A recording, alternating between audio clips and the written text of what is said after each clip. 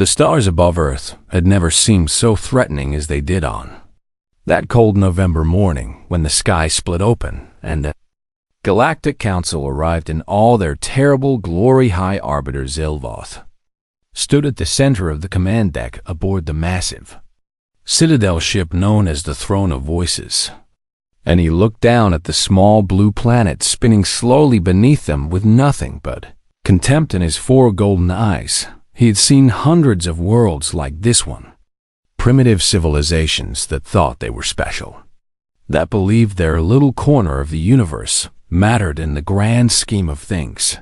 They were always wrong.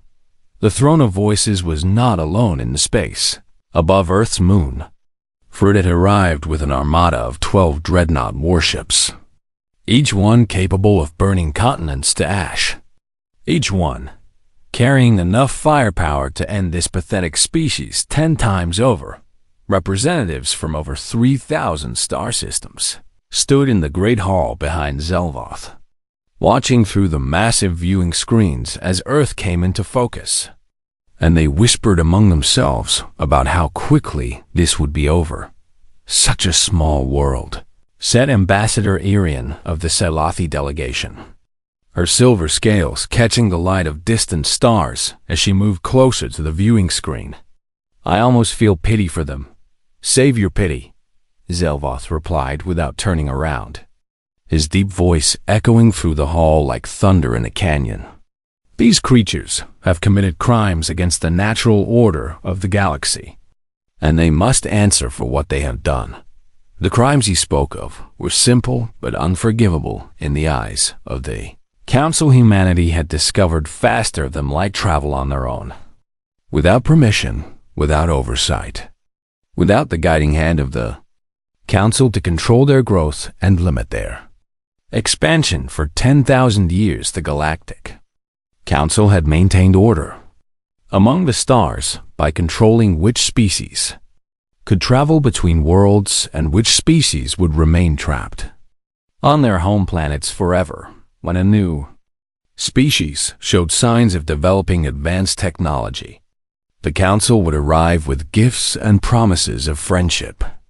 But those gifts always came with chains attached. The uplift protocols required new species to submit to genetic cataloging so the Council could identify and eliminate any traits that might make them dangerous in the future. The territorial restrictions meant new species could only colonize worlds the Council approved, always far from important trade routes, always in the poorest regions of space. The military limitations ensured that no new species could ever build weapons capable of threatening Council authority. Every species in the galaxy had accepted these terms because the alternative was annihilation, and the Council had proven many times that they were willing to burn worlds to maintain their power. But humanity had refused. When the Council scouts had first made contact with Earth 5 years ago, they had expected the humans to bow and beg for acceptance like every other primitive species before them. Instead, the humans had listened to the Council's demands with strange smiles on their faces, asked a few polite questions about the exact terms of the agreement, and then told the Council representatives that they would need some time to think about it. That thinking time had stretched into months, then years, as humanity delayed and deflected every attempt to force them into compliance. The Council had grown impatient, and that impatience had brought them here today with weapons armed and patience exhausted. Open a channel to the planet, Zelvoth commanded, and a junior officer quickly obeyed. I want every creature on that world to hear what I'm about to say. The communication systems of the Throne of Voices were powerful enough to override every broadcast frequency on Earth simultaneously, and within seconds, every television, every radio, every phone and computer on the planet was displaying the same image. The face of High Arbiter Zelvoth filled screens in homes and offices and city squares around the world as billions of humans stopped whatever they were doing to watch. He was not Pleasant sight his species, the Dominari, had evolved on a high-gravity world with toxic atmosphere, and they looked like nightmares given form, with gray leathery skin stretched over sharp bones, 4 eyes that glowed with cold yellow light, and mouths filled with teeth designed for tearing flesh. Creatures of Earth, Zelvoth began. His voice translated into every human language simultaneously. I am High Arbiter Zelvoth of the Galactic Council, and I speak with the authority of 3,000 civilizations united under one law. He paused to let the weight of those words settle over the watching humans. You have been given every opportunity to join our great community as peaceful and obedient members, but you have chosen defiance instead, and defiance cannot be tolerated. In the great hall behind him, the assembled ambassadors nodded their approval, their various faces showing expressions of righteous satisfaction at what was about to happen. You have one standard rotation, approximately 30 of your Earth hours, to surrender unconditionally to Council authority, Zelvoth continued. You will submit to genetic cataloging. You will dismantle your military forces. You will accept permanent territorial restrictions. And you will hand over all technology related to faster-than-light travel. He leaned forward, and his 4 eyes seemed to burn with cold fire. If you fail to comply with these demands, if you resist in any way, we will reduce your planet to molten slag, and your species will be remembered only as a cautionary tale told to frighten other primitive worlds into obedience. Zelvoth ended the transmission and turned to face the assembled council members with triumph already glowing in his eyes. It is done, he announced. Now we wait for their surrender. But deep beneath the Pacific Ocean, in a facility that appeared on no map and existed in no official record, a woman named Admiral Chun watched the transmission end with an expression that was not fear. She had been expecting this moment for a very long time.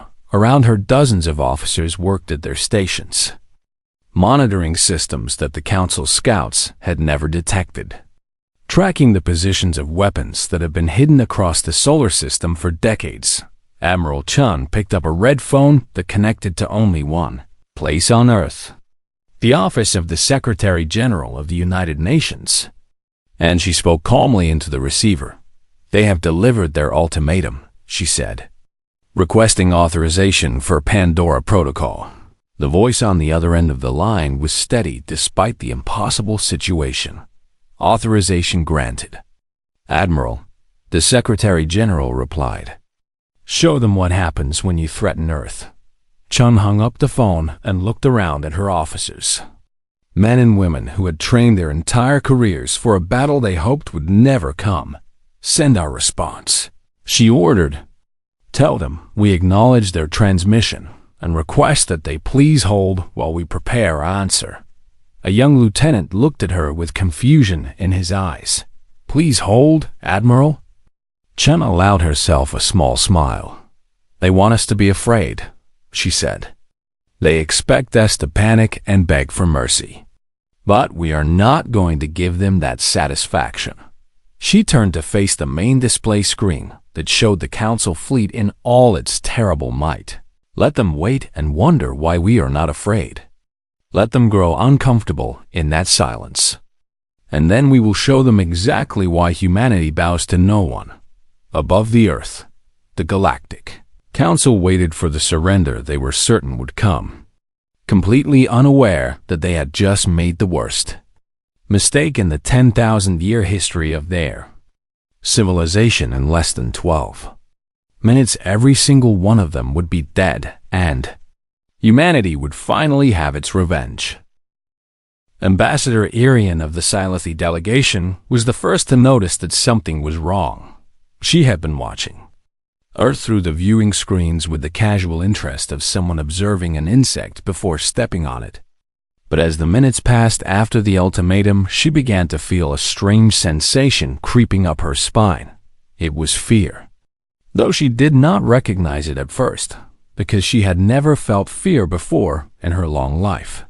The Silithi were one of the oldest species in the Council, and they had helped establish the Galactic Order thousands of years ago.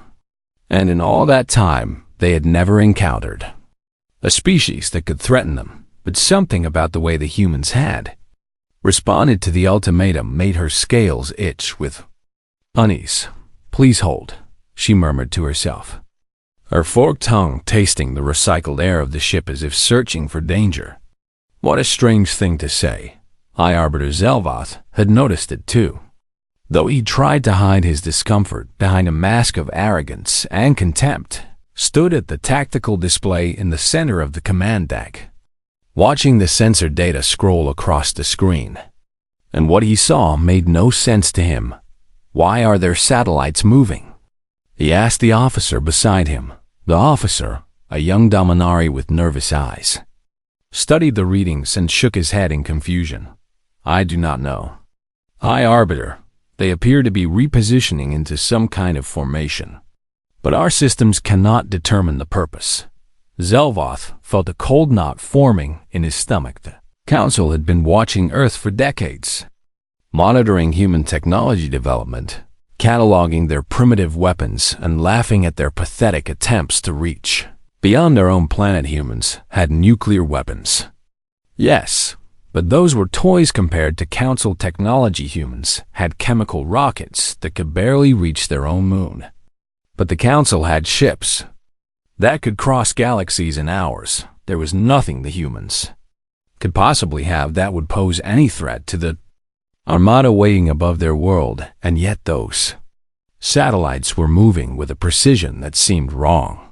"Somehow, scan them more closely," Zelvoth ordered. "I want to know exactly what those satellites are doing." The scanning officer worked at his console for several minutes before looking up with an expression of frustrated confusion. "High Arbiter, our scans are being deflected somehow. The satellites appear to be made of materials that our sensors cannot penetrate." "Impossible," Zelvoth snapped.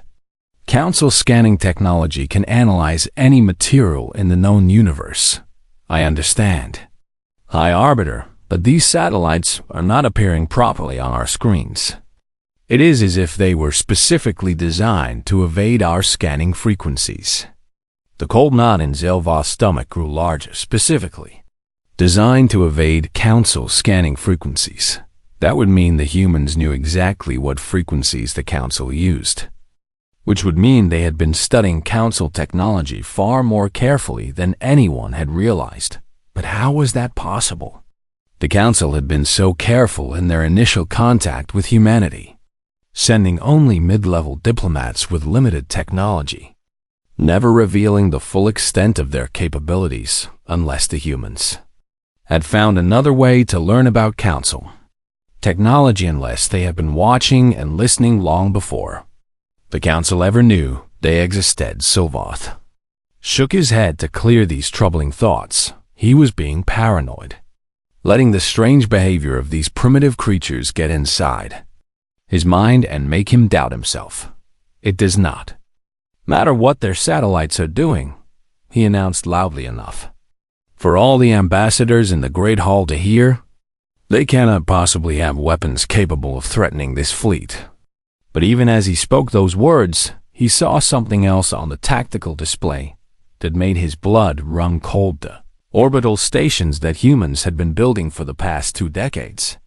The ones Council intelligence had dismissed as simple research platforms. Those stations were also moving. They were positioning themselves at precise geometric intervals around the Earth, forming a pattern that looked almost like a defensive grid. "High Arbiter," the tactical officer said with a tremor in his voice, "I am detecting power signatures from those human stations. They are powering up systems that we have never seen before." "What kind of systems?" "Unknown, sir. Our databases have no record of technology that matches these energy readings." Ambassador Irian moved closer to Zelvoth, her silver scales now pale with growing fear. "Perhaps we should move the fleet back," she suggested quietly, "just as a precaution until we understand what the humans are doing." Zelvoth wanted to dismiss her concerns as cowardice, wanted to maintain the image of absolute confidence that High Arbiter was supposed to project. But something in his ancient instincts was screaming at him to listen. All ships, prepare for tactical withdrawal, he ordered through the fleet communication system. We will reposition to a safer distance while we analyze these anomalies. The order had barely left his mouth when every alarm on the throne of voices began screaming at once. High Arbiter! The tactical officer shouted over the noise. We are detecting massive energy discharges from multiple locations across the human solar system. Not just from Earth. There are weapons platforms on their moon.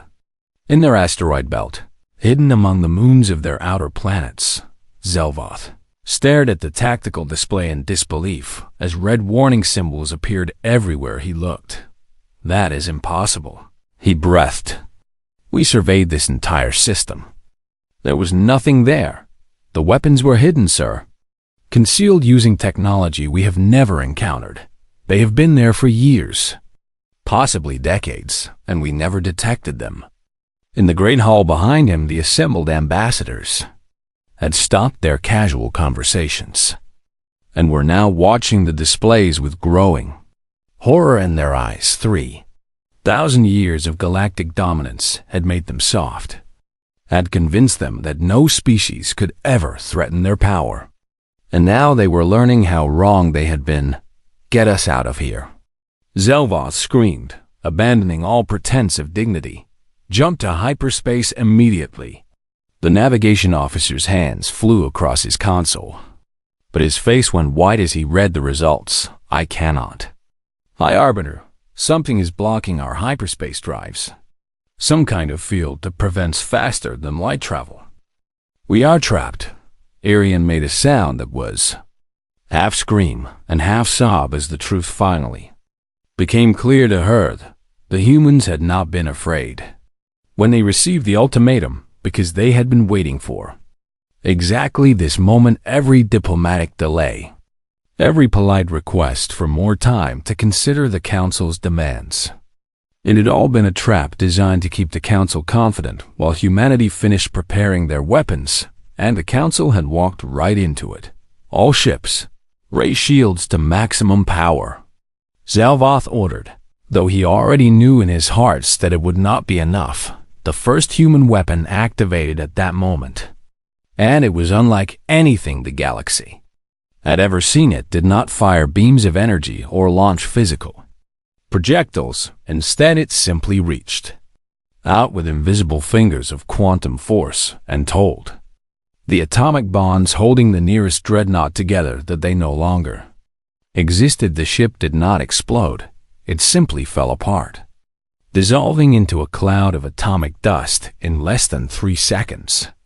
And 12,000 Council soldiers died without ever understanding what had killed them. Ambassador Arian watched through the viewing screen as 2 more dreadnoughts suffered the same fate, their massive forms crumbling like sandcastles in a rising tide.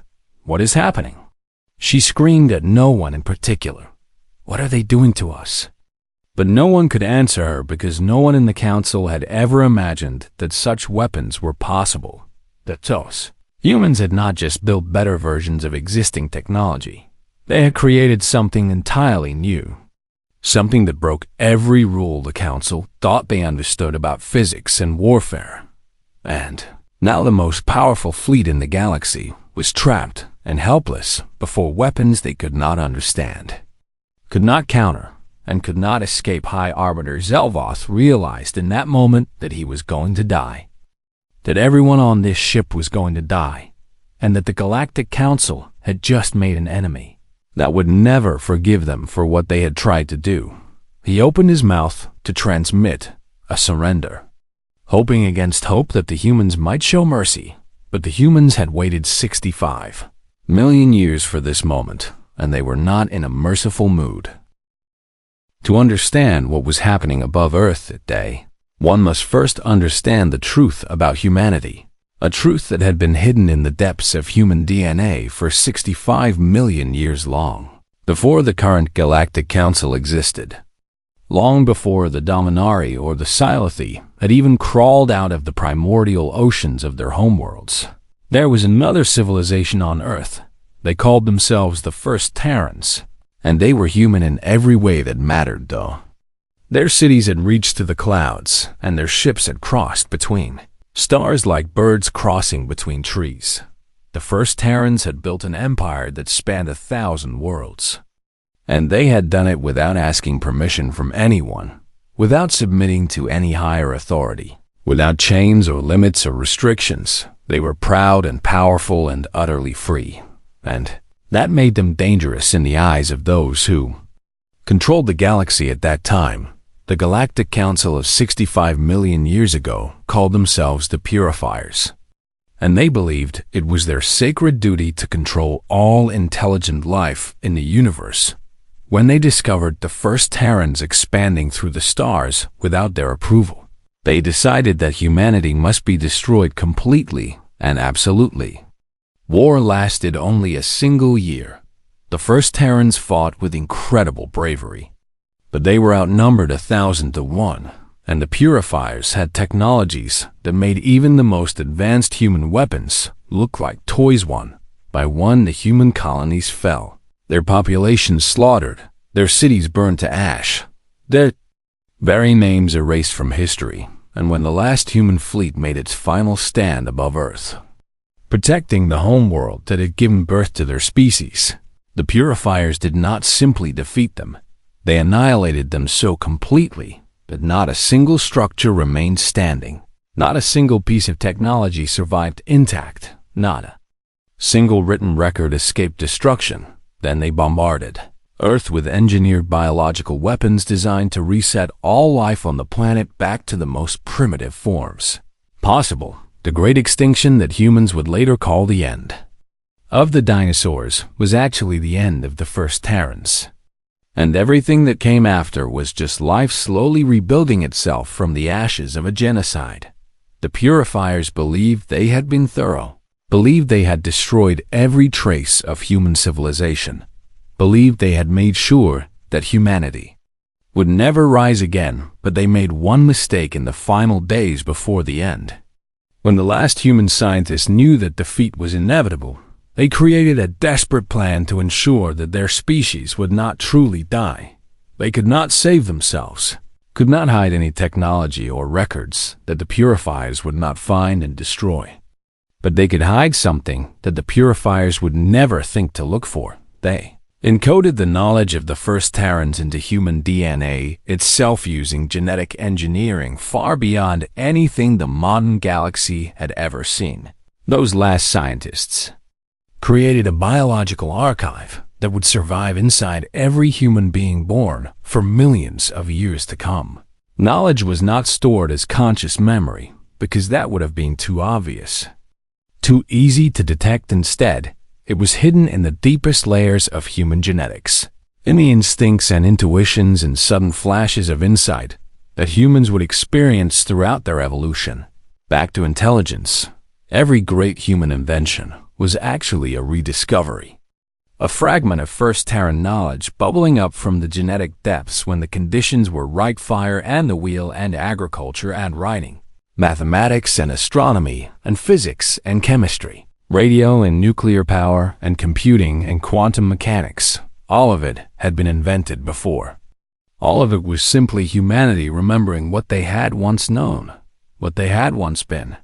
And the scientists had also encoded something else, something that would only activate when humanity was ready to face the stars again. They encoded hatred, not blind rage, not mindless violence, but a cold and patient determination to survive, to grow strong, and to one day take revenge on those who had tried to erase them from existence. Every human child was born with that hatred sleeping in their blood, and most never even knew it was there.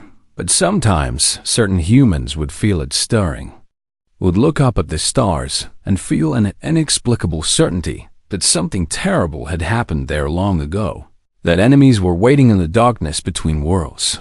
Those humans became scientists and soldiers, explorers and engineers, and they worked without really understanding why, to prepare their species for a confrontation they could not consciously remember. The modern Galactic Council was not the same organization as the Purifiers. that they had inherited the Purifier's systems and methods. Their technology and their arrogance when they first made contact with Earth. They did not recognize humanity for what they truly were. They saw only primitive creatures just beginning to explore space, not survivors of the greatest genocide in galactic history, finally clawing their way back to the stars. But there were humans who recognized the Bundy's Resta Council deep in the secret facilities where Earth's most advanced research took place. Scientists studied the alien visitors and felt something ancient stirring in their minds. They looked at Council technology and saw echoes of the weapons that had destroyed the first Terrans. They analyzed Council communication frequencies and felt a strange certainty that they had seen these patterns before. They examined Council biological samples and discovered genetic markers that matched records no one remembered creating. The truth emerged slowly at first, pieced together from fragments of genetic memory and flashes of intuition that seemed to come from nowhere. But once they understood what they were looking at, everything became clear. Humanity was not a young species meeting its elders for the first time. Humanity was an ancient species that had been knocked down and was now getting back up. And the universe was about to learn that some grudges never die. The Pandora Protocol was born from this knowledge. It combined recovered first Terran technology with human innovation, creating weapons that the Council had never seen because they had been designed specifically to counter Council defenses. The null field generators attacked matter at the quantum level, bypassing shields that were designed to stop energy and kinetic weapons. The resonance lenses identified the harmonic frequencies of any material and tore it apart from inside, turning the enemy's own molecular structure into a weapon against them. The temporal anchors froze sections of space in bubbles of stop time, trapping targets for the relativistic kill vehicles that have been hidden throughout the solar system for decades. Every weapon had been built with one purpose in mind: to destroy the Council so completely that they could never threaten Earth again. Now, Admiral Chun stood in her command center beneath the Pacific Ocean and watched those weapons activate for the first time. Primary targets destroyed, a tactical officer reported, his voice professional despite the awe he felt at what he was witnessing. 3 dreadnoughts eliminated in the first wave. Beginning second phase, Chun nodded and felt something warm spreading through her chest. Something that had been cold and waiting for her entire life. It was satisfaction and relief and a fierce joy that she had never experienced before. For 65 million years, humanity had been climbing back from extinction, rebuilding their civilization one painful step at a time, never knowing why they felt such determination to reach the stars. Now they knew, and now they were going to finish what the first Terrans had started so long ago. Above the Earth, the Galactic Council was learning a lesson that would echo through history for thousands of years to come. Never threaten a species that has already survived extinction once, because they will do whatever it takes to make sure it never happens again. The bridge of the Throne of Voices had become a scene of absolute chaos as High Arbiter Zelvoth screamed orders that no one could obey, and warning alarms filled the air with their endless shrieking. 3 dreadnoughts were already gone, dissolved into clouds of drifting atoms by weapons that should not have existed. And the remaining ships of the fleet were scattering in desperate attempts to escape the kill zone, but there was nowhere to run. Humans had been very thorough in their preparations, placing weapons platforms at every possible escape route, creating a sphere of death around the Council fleet from which nothing would emerge alive. Shields are having no effect, a tactical officer screamed as a 4th dreadnought began to shimmer and blur at the edges. The weapons are bypassing our defenses completely. Zelvoth watched in horror as the massive warship crumbled, its hull dissolving like sugar in water, spilling thousands of bodies into the vacuum of space. Those bodies lasted only seconds before the null field reached them too, breaking down organic matter with the same terrible efficiency it had used on the ships. What are these weapons? Ambassador Irian demanded, her silver scales now almost white with terror. Where did they come from? But no one could answer her because the weapons the humans were using did not appear in any council database, did not match any known technology, did not follow any rules the galaxy understood. They were something new, or rather something very, very old that had been waiting. For this moment, the second phase of the human attack began, as the surviving dreadnoughts tried to cluster together for mutual protection. Long beams of energy that looked almost like solid light reached out from platforms hidden on the far side of Earth's moon. And when they touched the council ships, something terrible began to happen.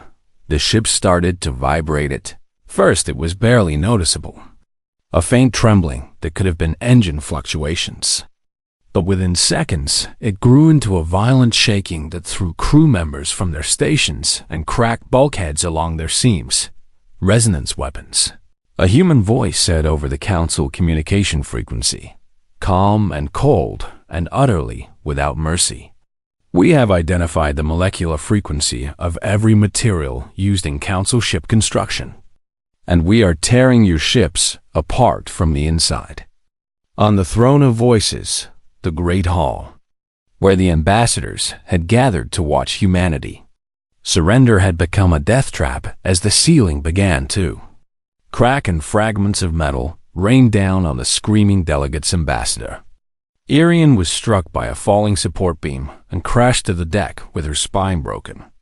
But she did not die immediately. She lay there in the chaos and watched through dimming eyes as the universe she had known collapsed around her. The Dominari delegate beside her was screaming something about the impossibility of what was happening, about how no species could develop such weapons without the council knowing. But the council had not known, because they had not been watching carefully enough. They had been so confident in their own superiority that they had never considered the possibility that a primitive species might be playing a much longer game than anyone realized. High Arbiter Zelvoth felt the deck beneath his feet begin to buckle as the resonance weapons found the frequency of the throne of voices and began their deadly work. He had perhaps minutes left to live, perhaps only seconds, and he knew he had to do something. Open a channel to Earth. He commanded, I need to speak to their leaders immediately. The communication officer, bleeding from a gash on his forehead where a console had exploded beside him, managed to establish the connection with trembling hands. This is High Arbiter Zelvoth of the Galactic Council, he transmitted, his voice shaking despite his best efforts to sound dignified. We surrender. I repeat, we surrender unconditionally. Please stop your attack, and we will agree to any terms you demand. There was a long pause before the human response came, and when it did, it was in the same calm, cold voice that had announced the resonance weapons. Your surrender is noted. High Arbiter Zelvoth felt a surge of desperate hope. Then you will cease fire? No. The single word hit him like a physical blow. But we have surrendered. He screamed. You cannot continue to attack us after we have surrendered. There are rules. There are laws of warfare that even primitive species understand. You came to our world with 12 warships, the human voice replied. You threatened to reduce our planet to molten slag. You gave us 30 hours to abandon our freedom or face extinction. The voice paused, and when it continued, there was something ancient and terrible in its tone. We gave you 1 hour to identify yourself as a threat. And now you are going to learn what happens when you threaten Earth. The third phase of the attack began before Zelvoth could respond. All across the space around the Council fleet, strange spherical distortions appeared. Areas where light bent strangely and time seemed to flow differently. The temporal anchors. Human technology that could freeze pockets of space in bubbles of stopped time. Activated and caught the remaining dreadnoughts in their grip ships that had been trying to maneuver, found themselves suddenly unable to move. Their crews trapped in moments that stretched toward infinity while the universe continued moving around them on the throne of. Voices' alarms screamed about temporal anomalies and systems that had stopped responding, and crew members who had been caught in the edge effects and were now aging decades in seconds or frozen forever in single instant cells have stumbled away from a section of deck that had suddenly turned ancient and corroded, barely avoiding a fate worse than death. "Why are you doing this?" he screamed at the communication screen. "What could we possibly have done to deserve this?" "You know what you did," the human voice answered. "Or if you do not know, you will learn before you die." And then the final weapons arrived. They had been launched months ago from hidden bases in the outer solar system. Massive projectiles accelerated to 80% of the speed of light, aimed at coordinates where the Council fleet was now trapped at relativistic speeds. Even simple masses of metal became weapons of unimaginable destruction, carrying kinetic energy that dwarfed nuclear explosions by orders of magnitude. First kill vehicle struck a frozen dreadnought, and the ship simply ceased to exist, vaporized so completely that not even atoms remained. Just a flash of light brighter than the sun, then another and another and another as the relativistic bombardment continued. High Arbiter Zelvoth watched through the viewing screen as the great fleet that had come to conquer Earth was systematically erased from existence. 9 dreadnoughts gone in the first 3 minutes, 10 in 5 minutes, 11 in 8 minutes. The Throne of Voices was the last ship remaining, protected temporarily by a combination of luck and the humans' apparent desire to save it for last. Zelvoth understood then that the humans wanted him to watch, wanted him to see his entire fleet destroyed before they killed him too. They wanted him to understand exactly how badly the Council had miscalculated. For what it is worth, he transmitted on the open channel, knowing that every surviving Council system in the galaxy would eventually receive this recording. "I am sorry." "Sorry for what, High Arbiter?" The human voice asked. "I do not know," he admitted. "But clearly, we have wronged your species in some way that goes beyond our ultimatum today. Clearly, there is history between our peoples that I do not understand. And for whatever crimes the Council has committed against humanity, I am sorry." There was silence for a long moment, and Zelvoth felt a desperate hope that his apology might make a difference. Then the human voice spoke one final time. "You murdered our ancestors 65 million years ago. You destroyed our civilization and burned our worlds and tried to erase us from existence. And you thought we would never come back to make you pay." Zelvoth felt his foreheart stop beating as the truth finally became clear. "The first Terrans," he whispered, remembering ancient legends that the Council had always dismissed as mythology.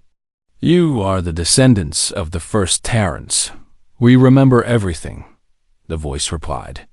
"And now you will join your ancestors in whatever hell awaits those who try to murder entire species."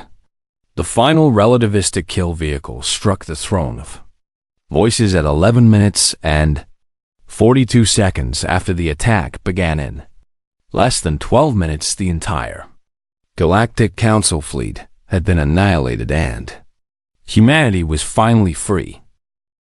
3 days after the annihilation of the Galactic Council fleet above Earth, a transmission went out to every corner of the galaxy and traveled on frequencies that the Council had believed were secure, using encryption that the Council had believed was unbreakable, reaching systems that the Council had believed would never hear the voice of humanity. The message began with a recording of High Arbiter Zelvoth's ultimatum, his arrogant voice demanding Earth's surrender, promising to reduce the planet to molten slag if humanity did not submit.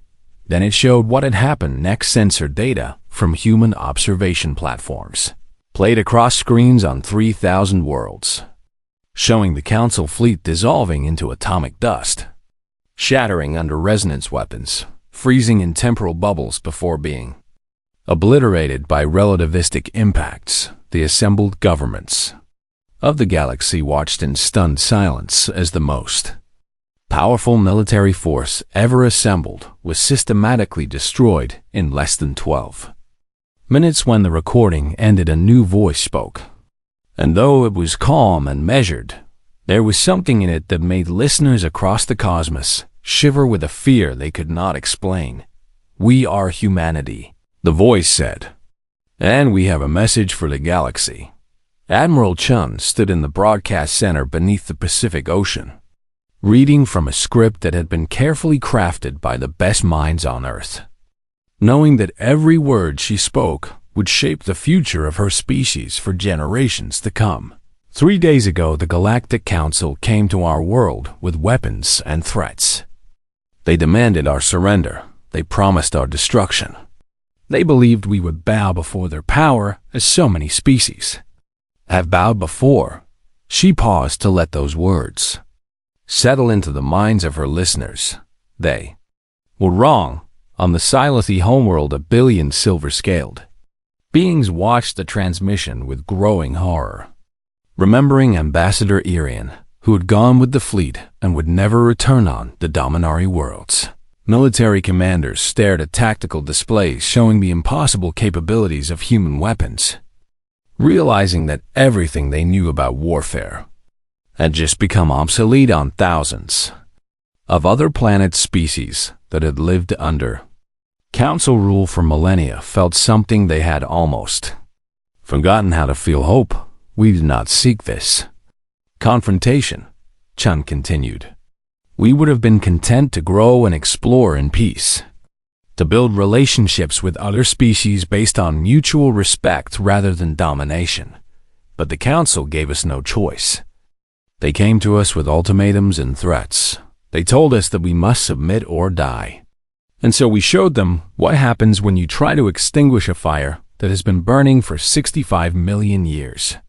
The words hit the galaxy like physical blows as beings everywhere began to understand what the human was saying. 65 million years, that was when the purifiers had supposedly cleansed a dangerous species from the galaxy. A species that had been expanding without permission. A species that had refused to accept the natural order of things. The official history said the purifiers had eliminated a grave threat to galactic stability. The truth was much simpler and much more terrible. They had tried to commit genocide and failed. We know what your ancestors did to ours, Chun said. And now her voice carried the cold anger that every human felt burning in their blood. We know about the purifiers and their crusade against our people. We know about the war they waged against us and the extinction they engineered when they could not defeat us fairly. We remember the first Terrans, and we remember what was taken from us. On the screens across the galaxy, images appeared of ancient ruins hidden beneath Earth's oceans. Structures that predated anything human archaeologists had ever found. Artifacts that proved humanity had walked among the stars long before the current Council was born. For 65 million years we have been climbing back from the dead, rebuilding ourselves one painful generation at a time, waiting for the day when we would be strong enough to face our enemies again. That day has come. Chun straightened her spine and looked directly into the camera. Knowing that trillions of beings were watching her at this moment, the Galactic Council is dissolved. Its fleet is destroyed. Its authority is ended. Any species that attempts to continue Council policies of control and domination will be treated as we treated the fleet above Earth. But we are not conquerors. We are not destroyers. We are not the monsters that the Council tried to make us into. Any species that wishes for peaceful relations with humanity may send unarmed diplomatic vessels to the Sol system. We will meet with you. We will talk with you. We will work toward a galaxy where all species can live free. But any vessel that approaches Earth with weapons, any fleet that threatens our people, any government that tries to do to us what the purifiers tried to do, will learn the same lesson the Council learned 3 days ago. Chun took a deep breath and spoke the final words of the message. Humanity endures. We have survived extinction once, and we will never allow ourselves to be victims again. The stars are not the property of any one species or any one government. They belong to everyone, and we will make sure of it. This is not a threat. This is a promise. The transmission ended and silence fell across the galaxy as beings everywhere tried to process what they had just heard on the Scythe homeworld. The Grand Matriarch ordered her species to prepare diplomatic envoys immediately, recognizing that the old order was dead and a new order was being born on the Dominari world's generals who had spent their careers planning wars of conquest quietly began dismantling their weapons programs, understanding that aggression against humanity would mean the end of their species on hundreds of other planets. Oppressed peoples who had suffered under council rule for generations rose up against their masters, inspired by the knowledge that the great power that had kept them in chains was gone forever. The galaxy was changing, and humanity was at the center of that change. In her command center, Admiral Chun watched the reports coming in from across the cosmos, watching the old power structures crumble, watching new alliances form, watching history reshape itself in real time. What happens now, Admiral? Her aide asked quietly. Chun thought about the question for a long moment before answering. Now we do what humans have always done, she said. We build, we explore, we reach out to others. We make friends and allies. We create something better than what came before. She looked up at the ceiling, as if she could see through the rock and water above her to the stars. Beyond, our ancestors dreamed of a galaxy where all species could live free, where no one had to bow before tyrants or submit to rules designed to keep them weak. The purifiers destroyed that dream 65 million years ago. A small smile crossed her face. Now we get to make that dream real again. In the weeks and months that followed, humanity began to take its place among the stars. Not as conquerors, but as liberators. Not as rulers, but as partners. The technology of the first Terrans, recovered and rebuilt over decades of secret research, was shared freely with any species that wanted it. The weapons that had destroyed the Council fleet were demonstrated but never used again, serving as a reminder of what would happen if anyone was foolish enough to threaten Earth. And slowly, generation by generation, a new galactic order emerged. It was not perfect, for nothing involving intelligent beings ever is, but it was built on principles of freedom and cooperation rather than control and domination. Species that had been kept in chains for millennia learned to govern themselves. Worlds that had been exploited for resources learned to develop their own economy. Civilizations that had been forbidden from advancing learned to reach for the stars on their own terms, and at the center of it all stood humanity, the species that would not die, the species that had crawled back from extinction to claim their rightful place in the cosmos. The Galactic Council had thought they could threaten Earth into submission. They had been wrong, and the universe would never forget the lesson they had learned. In those 11 minutes of fire and fury above the small blue planet that had given birth to the most stubborn species the galaxy had ever known, humanity endures, always has, it always will.